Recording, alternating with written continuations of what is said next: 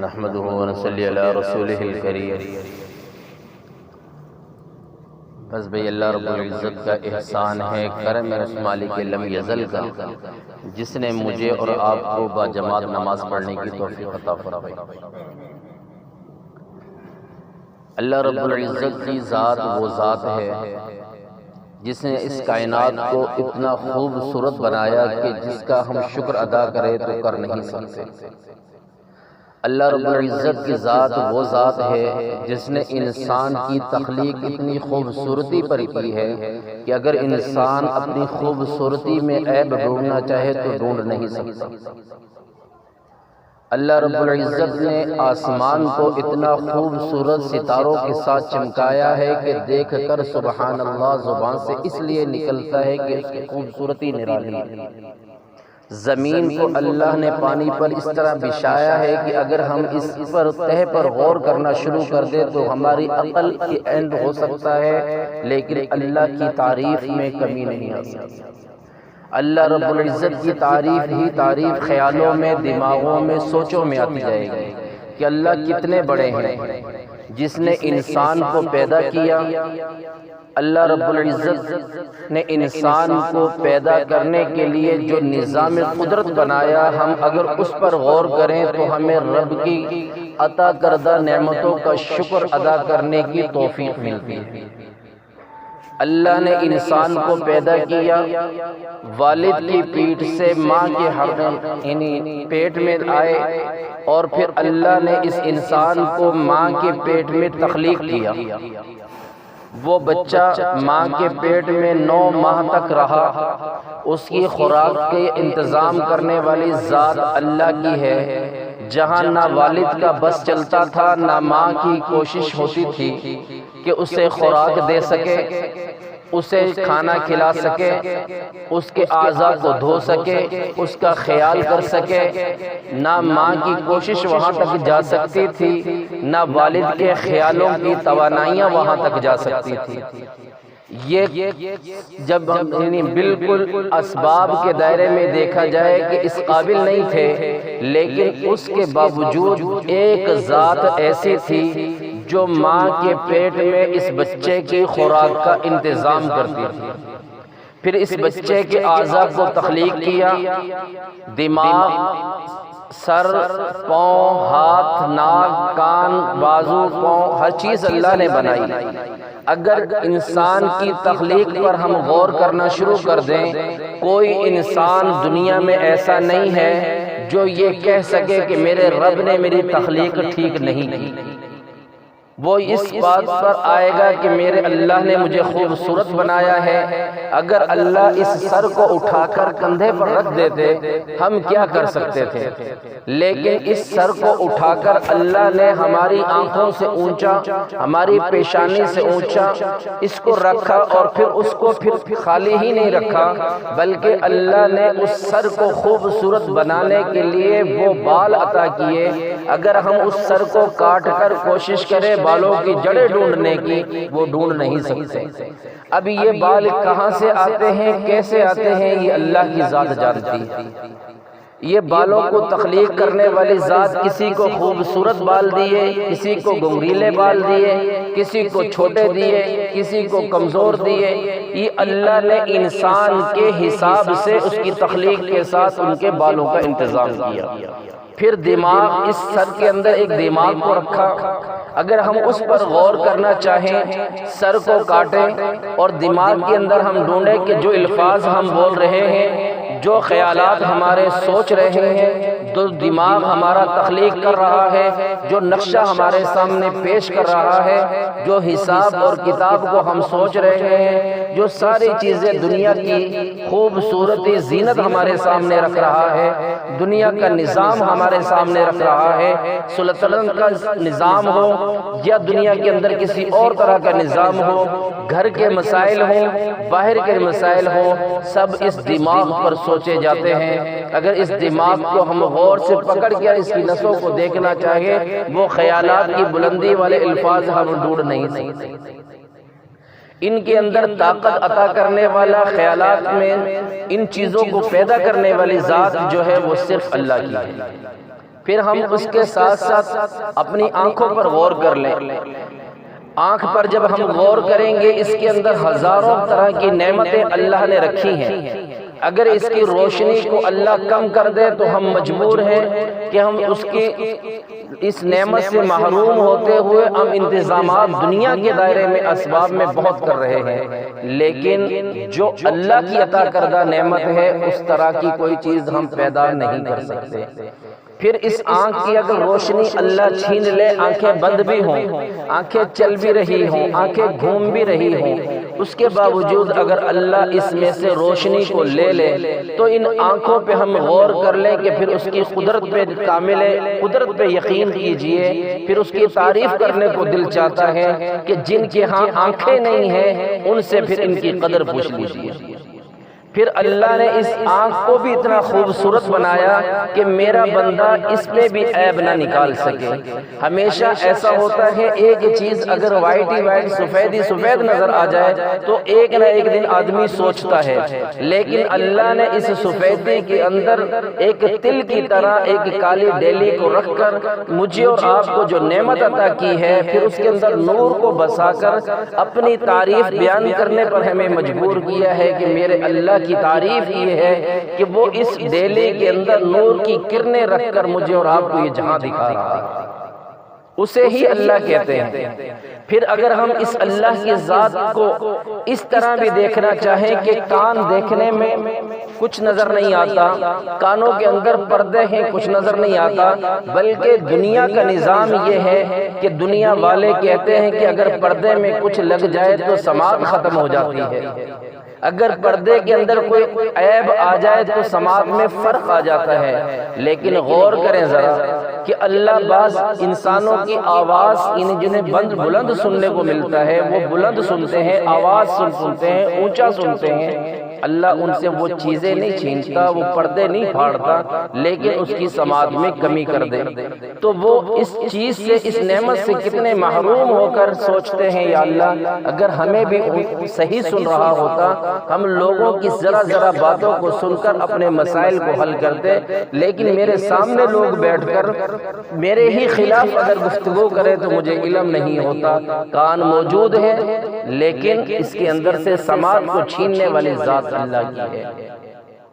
پھر اسی کانوں پر ہم ایک اور غور کریں کہ دیکھنے کو کچھ نہیں، لیکن اس کے اندر سماعت کے آلہ یعنی اسپیکروں کو پیدا کرنے والی ذات کس کی ہے؟ وہ اللہ کی ہے۔ پھر ہم اسی انسان کے اعضاء پر غور کریں، یہ زبان ہے، بغیر ہڈی کوئی نظر نہیں آتی، اس کے اندر کوئی چیزیں ایسی نظر نہیں آتی، اسی زبان سے بندہ سچ بولتا ہے، اسی زبان سے بندہ جھوٹ بول رہا ہے، اسی زبان سے بندہ قرآن کی تلاوت کرتا ہے، اسی زبان سے بندہ ذکر و اذکار کرتا ہے، اسی زبان سے دنیا کے مسائل حل کرتا ہے، اسی زبان سے گھر کے مسائل حل کرتا ہے۔ اس زبان کی اتنی اسپیڈ ہونے کے باوجود یہ زبان کبھی ادھر سے ادھر نہیں، یہ زبان کبھی یہ نہیں کہتی کہ میں نہیں چلوں گی، میں تھک گئی ہوں، کبھی نہیں کہتی۔ اللہ نے اس کے اندر اتنی طاقت رکھی ہے، اس زبان کے الفاظوں کو جس طرف لے جاؤ اللہ اسی طرف زبان کو گھمانے کی صلاحیت عطا فرما چکا ہے۔ لیکن اس زبان کو اگر ہم کاٹ کر ڈھونڈیں کہ وہ الفاظ جو ہم بول رہے ہیں وہ کہاں رکھے ہوئے ہیں، ہم ڈھونڈ نہیں سکتے، سوائے گوشت کے لوتھڑے کے ملتا کچھ نہیں۔ پتہ چلا کہ اس زبان کو تاثیر دینے والی ذات اللہ کی ہے، ان کانوں کو سماعت دینے والی ذات اللہ کی ہے، اس دماغ میں صلاحیتوں کو پیدا کرنے والی ذات اللہ کی ہے، اس سر پر بالوں کو پیدا کرنے والی ذات اللہ کی ہے، اس چہرے اور رخسار پر غور کریں، اس کی خوبصورتی کو بنانے والی ذات اللہ کی ہے۔ یہ چہرہ اللہ نے اپنے ہاتھوں سے بنا کر دنیا کو بتا دیا کہ میرے بندوں میں نے اتنا خوبصورت بنا دیا کہ اللہ رب العزت نے 4 قسمیں قرآن مجید میں کھائی، کہا والتین والزیتون وطور سینین وہذا البلد الامین لقد خلقنا الانسان فی احسن تقویم۔ میں نے تجھے اتنا خوبصورت بنایا، رب کو قسمیں کھانے کی ضرورت نہیں ہے، اللہ ویسے ہی کہہ دے تو ہم ماننے والے ہیں، لیکن قسمیں کھا کر مجھے اور آپ کو بتایا کہ میرے بندے تجھے میں نے خوبصورت بنایا۔ میں نے تجھے حسین بنایا، میں نے تجھے جمیل بنایا، میں نے تجھے تیری سوچوں سے زیادہ بلند خوبصورتی عطا کی ہے۔ آج ہم غور کریں، جتنے افراد ہم بیٹھے ہوں، ہر چہرے کو رب نے ایک سے جدا بنایا، ہر چہرے کی خوبصورتی اللہ نے ایک سے جدا بنائی ہے۔ ایک سنچا، ایک نقشہ نہیں بنایا، بلکہ اللہ نے اس کائنات کے اندر ان چہروں کے نقوش چینج کر دیے۔ پتہ چلا کہ یہ کرنے والی ذات ہے تو وہ اللہ کی۔ پھر ہم اس گلے پر غور کر لیں، کھانا کھانے کے لیے نوالا ہم اٹھاتے ہیں، زبان پر لے جاتے ہیں، منہ کے اندر رکھ لیتے ہیں۔ ان 32 کے 32 کو کھانے کی طاقت دینے والی ذات کس کی ہے؟ اس کے اندر اگر طاقت تکلیف ہو جائے ہم بے چین ہیں، ان کے اندر درد ہو جائے ہم بے چین ہیں، ان کے اندر کوئی ریشہ پڑ جائے ہم بے چین ہیں، کھا نہیں سکتے۔ اللہ کی نعمتیں موجود ہیں، ہم کھا نہیں سکتے۔ کیوں؟ اس لیے کہ اللہ نے وہ طاقت، وہ جو ہمیں نعمت عطا فرمائی تھی، اس کی ناقدری کی وجہ سے اللہ نے جب ہم سے لی تو ہم سب کچھ کے ہوتے ہوئے کچھ نہیں کر سکتے۔ آج دنیا پہ غور کریں، بہترین کاروبار ہیں، بہترین دولت ہے، اربوں پتی لوگ ہیں، دسترخوان پہ اللہ کی ہر نعمت سجی ہوئی ہے، لیکن کھانے کے لیے تھوڑے سے چاول نکالے ایک طرف بیٹھ گئے۔ پوچھا یہ کیوں نہیں کھاتا؟ کہتا ہے کھا نہیں سکتا۔ کیوں؟ اللہ کی نعمتیں ہیں۔ کہتا نعمتیں ضرور ہیں، کھا نہیں سکتا۔ اللہ رب العزت نے ساری نعمتوں کے ہوتے ہوئے اس سے وہ چیز ہی لے لی کہ وہ سب کچھ دیکھ تو سکتا ہے، کھا نہیں سکتا۔ یہ کرنے والی ذات اللہ کی ہے۔ پھر اس کے بعد وہ اللہ جو کچھ یعنی غریب، کمزور، معذور کو وہ نعمتیں عطا کرتا ہے، وہ کھانے کھلاتا ہے، وہ سوچ نہیں سکتا۔ اگر انسان عقل سے سوچے کہ میں وہ کام کر دوں گا، وہ کھانے کھاؤں گا، وہ نعمتیں کھاؤں گا، وہ کروں گا، لیکن جب دسترخوان سج جائے پھر وہ رب کی قدرت کے نظارے دیکھے کہ سب کے ہوتے ہوئے نہیں کھاتا۔ ایک غریب ہے، وہ کہتا ہے میری استطاعت و طاقت نہیں ہے، میں کیا کروں گا، کہاں سے لاؤں گا؟ اللہ ایسی جگہ سے اس کے رزق کا انتظام کرتا ہے، وہ سوچ نہیں سکتا۔ وہ کھانے بادشاہ نہیں کھا سکتا، اللہ جو غریب کو کھلاتا۔ تو یہ کرنے والی ذات کس کی ہے؟ ہم نے نوالا رکھا اور ہم نے یہ سوچ لیا، جلدی جلدی کھایا، اس کو چبایا، کھایا، لیکن اب فیصلہ کرنے والی ذات کس کی ہے کہ یہ کھانا جو کھا رہا ہوں یہ میری موت کا سبب بنے گا یا میری زندگی کا سبب بنے گا؟ یہ میرے اس جسم کو فائدہ دے گا یا نقصان دے گا؟ یہ میرے جسم کی اعضاء کے لیے بہتر ہے یا کمزور ہے؟ یہ فیصلہ کرنے والی ذات اللہ کی ہے۔ وہ اللہ سب کچھ دے کر پھر بھی ہمیں احسان نہیں جتلاتا، پھر بھی نہیں کہتا میرے بندے میں نے تجھے دماغ دیا، تجھے آنکھیں دی، تجھے کان دیے، تجھے ناک دیے، تجھے ساری نعمتیں عطا کی، تو میری بات مانتا کیوں نہیں؟ نہیں کہتا۔ وہ کہتا میرا بندہ ہے، سمجھ جائے گا، توبہ کر لے گا، خطا پہ غلطی پہ معافی مانگ لے گا، اور پھر اعلان کر رہا ہے یا ایھا الذین آمنوا توبوا الی اللہ توبۃ نصوحا، توبہ کر لے، میں تجھ سے صلح کر لیتا ہوں، میں تیرا بن جاتا ہوں تو میرا بن جا۔ بندہ کہتا ہے کہ میں نے دنیا بھر کے گناہ کیے، دنیا کا ہر وہ گناہ جو میں کر چکا ہوں اس کی معافی نہیں ہے، لیکن اللہ اعلان فرما رہے ہیں میرے بندے تو مجھ سے صلح تو کر، ساری دنیا سو جائے، ساری دنیا سو جائے، کوئی تجھے دیکھنے والا نہ ہو، تو ایسے ٹائم میں اٹھ جا، میرے دروازے پہ آ جا، وضو کر، 2 رکعت نفل پڑھ اور مجھ سے صلح کا اعلان کر دے۔ یا اللہ زندگی کی جتنی گزر گئی اس پہ معافی مانگتا ہوں، یا اللہ اگلی ہے اس کی توفیق عطا فرما دے، یا اللہ تو مجھے معاف کر دے، میں اقراری مجرم ہوں، میں گناہ گار ہوں۔ انسان کے 2 آنسو آنکھ سے نکلتے نہیں ہیں، حدیث پاک کا مفہوم ہے کہ آنکھ کے نکلے آنسو رخسار پر بعد میں آتے ہیں، اللہ اس کی بخشش کا اعلان پہلے فرما دے۔ ہم اس اللہ کو کیوں بھول گئے جس نے ہمیں اعضاء دیے، بازو دیے، ہاتھ دیے، انگلیاں دی، حرکتیں دی، سب چیزیں نعمتیں عطا فرمائی۔ ان ہاتھوں جن کے پاس یہ ہاتھوں کی نعمت نہیں ہے ان سے ان ہاتھوں کی قدر پوچھیے۔ جن کے پاس ان بازوؤں کی اعضاء کے ہلنے کی طاقت نہیں ہے، بازو موجود ہے لیکن طاقت نہیں ہے، ان سے ان کی قدر پوچھیے۔ یہ گردن موجود ہے لیکن ہلانے کی طاقت نہیں ہے، ان سے اس گردن کی طاقت کی قدر پوچھیے۔ یہ پورا جسم ہمارا موجود ہے، جن کے پاس جسم موجود ہے، فالش کی وجہ سے، کسی بیماری کی وجہ سے مفلوج ہے، آپ ان سے اس کی قدر پوچھیے۔ کسی کمزوری کی وجہ سے یہ جسم لاغر ہو گیا ہے، طاقت نہیں رکھتا، آپ اس سے اس جسم کی قدر پوچھیے۔ پھر ہمیں اللہ یاد آئے گا کہ اللہ تو نے کوئی ایسی چیز بنائی ہی نہیں ہے جو ہماری ضرورت میں نہ آتی۔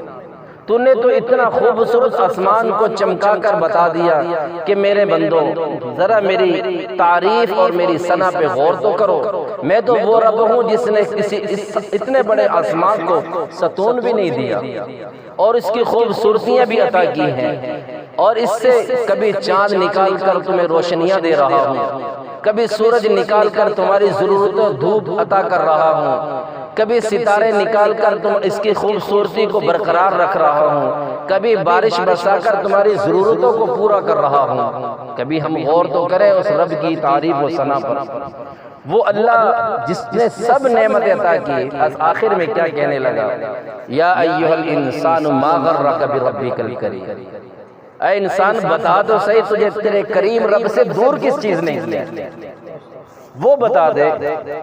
اگر ایسی کوئی چیز میرے علاوہ تجھے عطا کرنے والا ہو وہ بتا دینا۔ میں نے اتنی نعمتیں تجھے دی، کھانے کو بہترین رزق دیا، اور پہننے کو اچھے لباس، اچھے کپڑے، اچھی نعمتیں عطا کی، رہنے کو اچھے مکان، اچھی دولتیں عطا کی، اور دنیا کی ہر نعمت تجھے میں نے دی۔ میرے سوا تجھے دینے والا کوئی نہیں تھا، کیا میرے سوا کوئی ایسا ہے جو مجھ سے زیادہ کریم ہو؟ ہے کوئی اللہ سے زیادہ کریم؟ ایک ماں اپنے بچے کے لیے کتنی کریم ہے۔ ایک ماں سردی کی رات ہو، بچہ پیشاب کرنے کی وجہ سے وہ پانی اس میں لت پت ہو جائے، وہ اس بچے کو اٹھاتی ہے، سوکھی جگہ پر سلاتی ہے، خود گیلی جگہ پر سو جاتی ہے۔ یہ ماں کے دل میں ممتا پیدا کرنے والی ذات کس کی ہے؟ یہ ماں کے پیٹ میں، دل میں، یہ خیالوں میں، یہ سوچوں میں میری اور آپ کی محبت دینے والی ذات کس کی ہے؟ کیا ہم بھول گئے؟ ہم سارے کے سارے بیٹھے ہوئے، ہماری اولادیں ہیں، اللہ نے ہمیں اولادوں کی نعمتیں عطا کی ہیں، سارا دن ہم ان اولادوں کے لیے کماتے ہیں، دنیا کے دکے کھاتے ہیں، دنیا کی پریشانیاں اٹھاتے ہیں، اپنے جسم کو اس میں لگا دیتے ہیں، اپنی طاقت و توانائی کو لگا دیتے ہیں، سب لگانے کے بعد پھر ہم کیا کہتے ہیں؟ یہ میں اپنی اولاد کے لیے کرتا ہوں۔ اس اولاد کی محبت میرے اور آپ کے دل میں ڈالنے والی ذات کس کی ہے؟ اسی کو تو اللہ کہتے ہیں۔ یہ میرے اور آپ کے دل میں ممتا کو پیدا کرنے والی ذات کس کی ہے؟ دنیا میں ایک ایسی چیز ہے جو اولاد ہے۔ اللہ اس اولاد کی وجہ سے، وہ کہتے ہیں قرآن پاک میں انما اموالکم و اولادکم فتنہ، مال بھی فتنہ ہے، اولاد بھی فتنہ ہے۔ اس کے باوجود مال دے کر ہمیں آزماتا ہے، میرا بندہ مجھ سے کتنا پیار کرتا ہے، یہ مال سے پیار کرتا ہے، مجھ سے پیار کرتا ہے۔ اولاد کی ممتا دے کر پھر آزماتا ہے، میرا بندہ مجھ سے کتنی محبت کرتا ہے، اپنے اولاد سے کتنی محبت کرتا ہے۔ یہ اس لیے آزماتا ہے کہ میرا بندے کو یہ چیزیں دنیا کی میں نے نعمتیں عطا کی، اربوں پتی بنا دیا، دولت عطا کر دی، ہر نعمت دے دی، اب اس مال کو چھوڑ کر جب وہ اللہ کے گھر میں آ کر کہتا ہے اللہ اکبر، یا اللہ سب پیچھے ڈالا ہے، اب تیرے سوا میرا کوئی نہیں، دنیا کا بادشاہ ہو، ہاتھ اٹھا کر کہتا ہے اللہ اکبر، دنیا کا فقیر ہو، ہاتھ اٹھا کر کہتا ہے اللہ اکبر، یا اللہ مال بھی پیچھے ڈال دیا، اولاد بھی پیچھے ڈال دی، خاندان بھی چھوڑ دیا، برادری بھی چھوڑ دی، اور حسن و جمال بھی چھوڑ دیا، دنیا کی ضروریات بھی چھوڑ دی، یا اللہ تیرا اور میرا معاملہ ہے۔ پھر کہہ رہا الحمدللہ رب العالمین، تمام تعریفیں اللہ کے لیے ہیں۔ جب اللہ کی ثنا بیان کرنے لگتا ہے پھر کرتے کرتے کہتا ہے ایاک نعبد و ایاک نستعین، یا اللہ میری تو عبادت بھی تیرے لیے ہے، یا اللہ میرا تو سونا اٹھنا بیٹھنا ہی تیرے لیے ہے، میں تو تیری ہی عبادت کرتا ہوں، یا اللہ دنیا کی پریشانی آ جائے مدد بھی تجھ ہی سے مانگتا ہوں۔ یہ وہ اللہ یہ ساری نعمتیں عطا کرنے کے بعد ایک ہی کہہ رہا ہے، یا ایھا الانسان ما غرک بربک الکریم، اے انسان ذرا اتنا بتا دے تو مجھے کہ تجھے کس چیز نے دھوکے میں ڈال دیا، تجھے کس چیز نے مجھ سے دور کر دیا، کس چیز نے تجھے بہکاوے میں لایا، کس چیز نے مجھے آپ کا اور میرا واسطہ ختم کر دیا۔ کوئی ایسی ہے دنیا میں ایسی چیز جو اللہ سے زیادہ عزیز ہو؟ کوئی ہے؟ ہم نے تو اعلان کیا تھا، اللہ کا قرآن کہہ رہا ہے منہا خلقناکم وفیہا نعیدکم، جب میرے اور آپ پہ مٹی ڈلے گی دعا پڑھ کے لوگ ہمیں قبر کی پتال میں اتار دیں گے۔ یہ اقرار ہم دنیا میں کر رہے ہیں، یا اللہ ہمارا یقین ہے ہم اسی مٹی سے پیدا کیے گئے ہیں، پھر اسی مٹی میں جائیں گے، یا اللہ پھر کل تیرے سامنے بھی ہم اسی مٹی سے اٹھ کر کھڑے ہوں گے۔ تو ہمارا تو یقین ہی ہے کہ ہمارا اللہ ہے، ہمارا یقین ہے کہ اللہ کے سوا کوئی دینے والا نہیں ہے، اللہ کے سوا کوئی بگڑی بنانے والا نہیں ہے، اللہ کے سوا اس حسین و جمیل دنیا کو سجانے والا کوئی نہیں ہے۔ تو میرے بھائیوں آج ہم اس اللہ سے صلح کریں، زندگی گزر گئی کچھ گزر جائے گی۔ وقت اتنا خوبصورت، کسی نے الفاظ کہے کہ وقت کی ایک ہی چیز مجھے خوبصورت لگتی ہے، وہ جیسا بھی ہو اچھا ہو یا برا ہو گزر جاتا ہے۔ وقت میری اور آپ کی زندگی کا گزر گیا، کسی کی 40 گزر گئی، کسی کی 60 گزر گئی، کسی کے 5 رہے، کسی کا 1 دن رہا، یہ اللہ کو پتہ۔ تو کیوں نہ آج ہی ہم اپنے رب سے صلح کر لیں، یا اللہ جتنی گزر گئی اس پہ معافی مانگتے ہیں، جتنی رہ گئی اس پہ تجھ سے توفیق مانگتے ہیں۔ یا اللہ آج ہمیں سمجھ میں آ گئی کہ تو ہی ہمارا مالک ہے، اس سے پہلے ہم دنیا کی حسین و جمیل خوبصورتی زینت کو دیکھ کر یا اللہ ہم بھٹک گئے تھے، معاف کر دے۔ تو اللہ ہمیں معاف کر دے بھائی، کوشش کریں گے انشاءاللہ تعالی ہم نے آج اللہ سے صلح کر لیں، یا اللہ جو گزر گئے اس کی معافی ہمیں معاف کر دے، اور جو رہ گئے اس کی توفیق دے دے۔ یہ سیکھنے کے لیے، یہ سمجھنے کے لیے میں اور آپ ہم اس جماعتوں اور تبلیغ کے سلسلے میں نکلتے ہیں، اس لیے کہ اللہ کی راہ میں نکل کر ہمیں اللہ سمجھ میں آئے۔ جب در در کے دھکے کھائیں گے، جگہ جگہ کی ٹھوکریں کھائیں گے، جگہ جگہ اٹھائے وزن کو دنیا ہنس رہی ہوگی، ہم چل رہے ہوں گے، دنیا کہہ رہی ہوگی یہ فارغ ہیں، ان کو کوئی کام نہیں ہے، دنیا کے تانے برداشت کر رہے ہوں گے، پھر اللہ کہیں گے ان اللہ مع الصابرین، میں صبر کرنے والوں کے ساتھ ساتھ، پھر اللہ ہمیں انعام سے نوازیں گے۔ دنیا کا رواج ہے کہ اگر کوئی ملازم کسی بادشاہ کے، کسی اپنے سیٹ یا چودھری کے پاس کام کر رہا ہو، وہ اتنا خوبصورت طریقے سے کاموں کو نمٹاتا ہو، وہ آخر میں خوش ہو کر کیا کہتا ہے، یہ اچھا کام کرنے والا، یہ میرا وفادار ملازم ہے، یہ میرا وفادار ہے، لہٰذا اس کو یہ انعام دیا جائے۔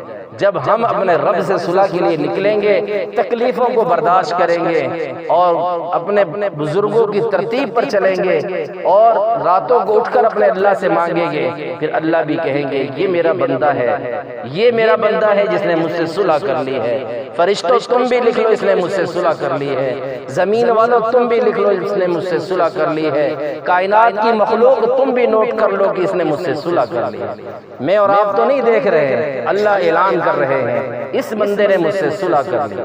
جب صلح ہی کرنی ہے پھر کیوں نہ ہم اس رب کے راستے میں نکل کر پکی صلح کر لے۔ یا اللہ اب تک جو گزر گئی توبہ، اور آئندہ جو توفیق مانگتے ہیں، اب جو وقت ہے ہمیں سمجھ میں آیا تیری راہ میں لگا دیتے ہیں، اس کے لیے کوشش کریں گے نا انشاءاللہ تعالی۔ بزرگوں کی ترتیب ہے کہ کیوں نہ 4 ماہ لگا کر ان کاموں کو سیکھا جائے، اس رب کی تعریف کو سیکھا جائے، اس محبوب کبریا صلی اللہ علیہ وسلم کی سیرت کو سیکھا جائے، کیوں نہ ہمیں اللہ کی خوبصورت نظام کو سیکھا جائے۔ تو اس کے لیے بہترین طریقہ یہ ہے کہ ہم اللہ کی راہ میں نکلیں۔